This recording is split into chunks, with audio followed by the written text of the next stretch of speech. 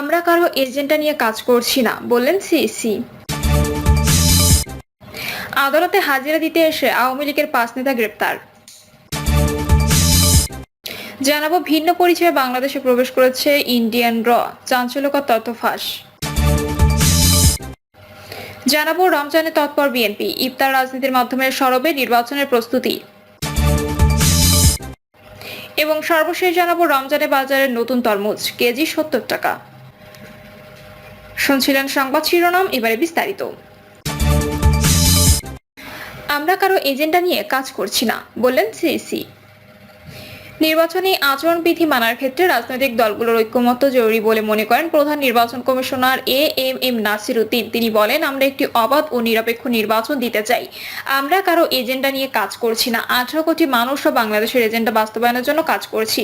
কারসাজি করে ভোটে জয়ের মুখ দেখা গেলেও আখেরে যে তা দলেরই ক্ষতি ডেকে আনে তা মনে করিয়ে দিয়েছেন প্রধান নির্বাচন কমিশনার এএমএম নাসির উদ্দিন। তিনি বলেন, আমি একটা কথা বলতে চাই, আমরা সবসময় ভুলে যাই ইতিহাস সাক্ষ্য দেয় ইলেকশন ইঞ্জিনিয়ারিং করে, ভোট সন্ত্রাস করে আপাত দৃষ্টিতে জেতা যায়, কিন্তু আখেরে নিজের জন্য, দলের জন্য, দেশের জন্য সর্বনাশ ডেকে আনতে পারে। আখেরে টেকা যায় না। সিইসি বলেন, বাংলাদেশ নতুন বাংলাদেশের স্বপ্ন দেখছে। যদি এই স্বপ্ন বাস্তবায়ন না হয় তাহলে যারা আহত ও শহীদ হলো তাদের সঙ্গে বেইমানি করা হবে। ভোট কেন্দ্রে ভোট দেওয়া এখন আর শুধু অধিকার নয়, এটা একটা দায়িত্ব। আমাদের উপরে মানুষের প্রত্যাশা অনেক বেশি। অন্য কোনো ইসির ওপর এত প্রত্যাশা ছিল না। এএমএম নাসির উদ্দিন আরো বলেন, আইন অনুযায়ী 2রা মার্চ ভোটার তালিকা চূড়ান্ত করতে হয়। এর মধ্যে আমাদের আবার বাড়ি বাড়ি গিয়ে ভোটার তালিকা হালনাগাদ করতে হচ্ছে। এর জন্য জুনের মধ্যে আরেকটা ভোটার তালিকা প্রস্তুত হয়ে যাবে। সারাদিন রাত ভোটার তালিকা প্রস্তুতের কাজ করছে ইসির কর্মকর্তারা। রমজান মাসের কথা উল্লেখ করে সিইসি সবার কাছ থেকে নিরপেক্ষভাবে কাজ করার ওয়াদা দেন। মরা নির্বাচন নিয়ে আর বিলাপ করতে চাই না। বিলাপের দিন শেষ, এখন সুষ্ঠু নির্বাচন করতে হবে।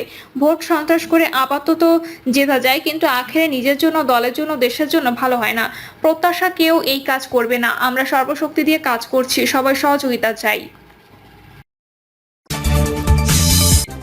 আদালতে হাজিরা দিতে এসে আওয়ামী লীগের 5 নেতা গ্রেপ্তার।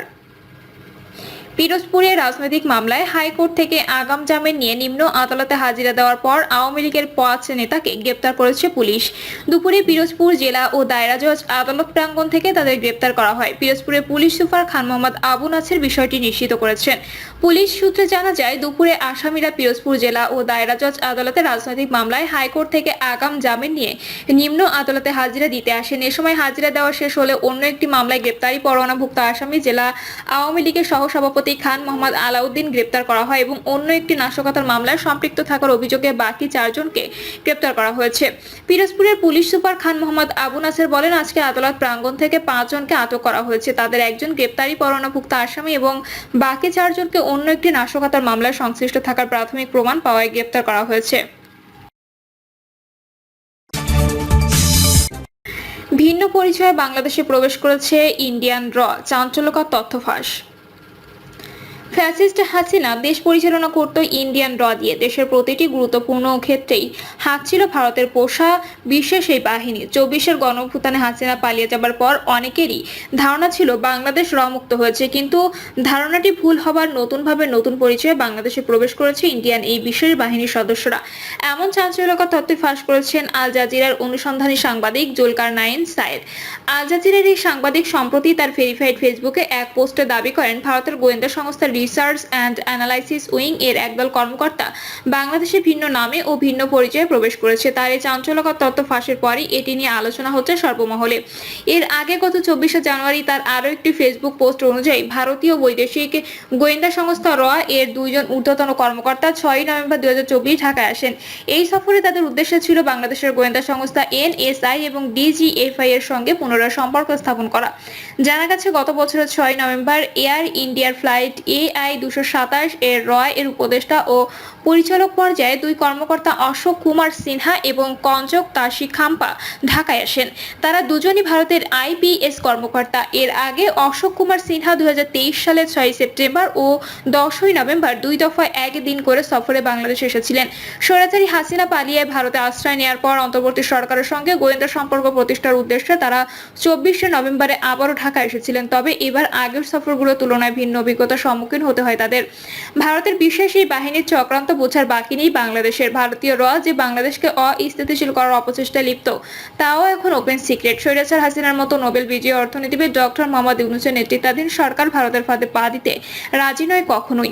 আর তাই বাংলাদেশের গোয়েন্দা সংস্থাগুলো স্পষ্ট জানিয়ে দেয় যে রুটিন সম্পর্কের বাইরে কোনো বিশেষ সম্পর্ক স্থাপনের সুযোগ নেই। এমনকি বাংলাদেশের পক্ষ থেকে র এর কভার ও ডিপ কভার অপারেটরদের নিষ্ক্রিয় করার পরামর্শ দেওয়া হয়। এ সময় প্রত্যাশিতভাবে সাড়া না পাওয়ায় র এর কর্মকর্তারা হতাশ হয়ে সে সময় গুলশানের হোটেল আমারির কর্মীদের সঙ্গে দুর্ব্যবহার করেন।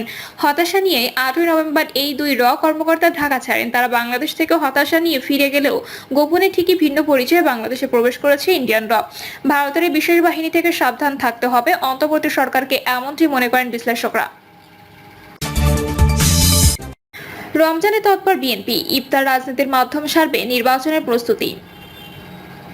পবিত্র রমজানকে সাংগঠনিক মাস হিসেবে কাজে লাগাতে চাচ্ছে বিএনপি। দেশ ফ্যাসিবাদ মুক্ত হওয়ায় দলটির নেতাকর্মীরা উন্মুক্ত পরিবেশে ইফতার আয়োজনের মাধ্যমে সারা দেশে আগামী সংসদ নির্বাচনের প্রস্তুতি সারার পরিকল্পনা রয়েছে। এরই মধ্যে মনোনয়ন প্রত্যাশীরা নিজ এলাকায় ব্যস্ত সময় কাটাচ্ছেন। নেতাকর্মী ছাড়াও তারা সাধারণ মানুষের দোয়া নিচ্ছেন। সবার জন্য ইফতার আয়োজনের প্রতিশ্রুতি সারছেন। বিএনপির কয়েক নেতা জানান, পরিবর্তিত পরিস্থিতিতে দলের লক্ষ্য নেতাকর্মীকে সক্রিয় ঐক্যবদ্ধ রাখা। ইফতারের মাধ্যমে কাজটি করা সহজ। এবারও গুম খুনের শিকার নেতাকর্মীর পরিবারকে রোজার প্রয়োজনীয় সামগ্রী ঈদ উপহার পাঠানো হবে। এ তালিকায় জুলাই গণঅভ্যুত্থানের শহীদ পরিবার, আহত ক্ষতিগ্রস্তদের রেখেছেন বিএনপির হাইকমান্ড। কেন্দ্রীয়ভাবে বিএনপি কয়েকটি ইফতার মাহফিল আয়োজনের পরিকল্পনা করেছে। তবে গতকাল পর্যন্ত 3টি তারিখ সহ 4টি ইফতারের সূচি চূড়ান্ত হয়েছে। এর মধ্যে আজ প্রথম রোজায় এতিম ও আলেমদের সম্মানে 6 মার্চ কূটনীতিক এবং 9 মার্চ রাজনীতিবিদদের ইফতার করাবে বিএনপি। আরেকটি দিন চূড়ান্ত হয়নি। বিএনপি সূত্র জানায়, রাজনীতিবিদদের সম্মানে আয়োজিত ইফতারে বিভিন্ন রাজনৈতিক দলের পাশাপাশি শেখ হাসিনা পতনের অভ্যুত্থানে নেতৃত্ব দেওয়া তরুণদের নবগঠিত জাতীয় নাগরিক পার্টিকেও আমন্ত্রণ জানাবে বিএনপি। একটা সময় ইফতার মাহফিলে বিএনপি চেয়ারপারসন খালেদা জিয়া উপস্থিত থাকতেন, কিন্তু কারাবন্দী থাকায় তিনি বিগত 6 বছর তা পারেননি। গত বছর 5ই আগস্ট ছাত্র জনতার অভ্যুত্থানে শেখ হাসিনার পতনের পর পরিবর্তিত পরিস্থিতিতে মুক্তি পেয়েছেন খালেদা জিয়া। বর্তমানে উন্নত চিকিৎসার জন্য তিনি লন্ডনের ছেলে বিএনপির ভারপ্রাপ্ত চেয়ারম্যান তারেক রহমানের কাছে আসেন। সেখানেই সাবেক প্রধানমন্ত্রী ঈদ উল ফিতর উদযাপন করবেন বলে জানা গেছে। বারবার দাবি জানালেও অন্তর্বর্তী সরকার এখনো পর্যন্ত নির্বাচনের রূপরেখা ঘোষণা করেননি। স্থায়ী কমিটির সদস্য সালাউদ্দিন আহমেদ গতকাল এক অনুষ্ঠানে প্রধান উপদেষ্টা ইউনূসকে আগামী 1 মাসের মধ্যে নির্বাচনের রূপরেখা ঘোষণা করার জন্য আহ্বান জানিয়েছেন। বেঁধে দেওয়ার সময়ের মধ্যে রূপরেখা না দিয়ে রাজনৈতিক কর্মসূচি যাওয়ার ইঙ্গিতও দিয়েছেন তিনি। বিএনপি নেতারা জানান, নির্বাচন নিয়ে টালবাহানা হলে আবারও তাদের রাজপথে কর্মসূচিতে যেতে হবে। এরই অংশ হিসেবে বিএনপি অঙ্গ ও সহযোগী সংগঠনের নেতাকর্মীকে সক্রিয় রাখতে পুরো রমজান তৎপর থাকবে। সারা দেশে ইউনিয়ন পর্যায়ে ইফতার মাহফিলের মাধ্যমে ক্ষতিগ্রস্ত নির্যাতিত নেতাকর্মীকে ঐক্যবদ্ধ রাখার চেষ্টা করবেন নেতারা। গত বছর 7 জানুয়ারি একতরফা নির্বাচনের মাধ্যমে আওয়ামী লীগ সরকার গঠন করে এরপর সরকার বিরোধী আন্দোলনের অংশ হিসেবে বিএনপি তৃণমূলের সহস্রাধিক ইফতার মাহফিল আয়োজন করে, কিন্তু বেশিরভাগ কর্মসূচিতে ক্ষমতাসীনরা হামলা ও বাধা দিয়েছিল। এবারে প্রেক্ষাপট সম্পূর্ণ আলাদা। নেতাকর্মীরা মনে করছেন এবার নির্বিঘ্নে রোজা ও ঈদ উদযাপন করতে পারবেন তারা। বাড়তি হিসেবে আসন্ন সংসদ নির্বাচনে মনোনয়ন প্রত্যাশীরা এলাকায় অবস্থান নিয়ে গণসংযোগ করবেন। ইফতার ও ঈদের মধ্য দিয়ে কর্মী সমর্থকদের সঙ্গে নেতাদের বন্ধন আরো দৃঢ় হবে। জানতে চাইলে বিএনপি জ্যেষ্ঠ যুগ্ম মহাসচিব রুহুল কবির রিজভী বলেন, রোজায় মানুষ ধর্মকর্ম নিয়ে বেশি ব্যস্ত থাকেন। বিগত দিনে বিএনপি নেতাকর্মীকে ইফতার আয়োজনে ফ্যাসিস্টরা অলিখিত নিষেধাজ্ঞা দিয়েছিল। যেখানে আমরা ইফতার আয়োজন করতাম সেখানে বাধা দেওয়া হতো। শেখ হাসিনার পতনের পর পরিস্থিতি ভিন্ন। কেন্দ্র থেকে তৃণমূল পর্যন্ত এবার ইফতার আয়োজন করা হবে। নেতাকর্মীর পাশাপাশি সাধারণ মানুষকেও কর্মসূচিতে যুক্ত করা হবে।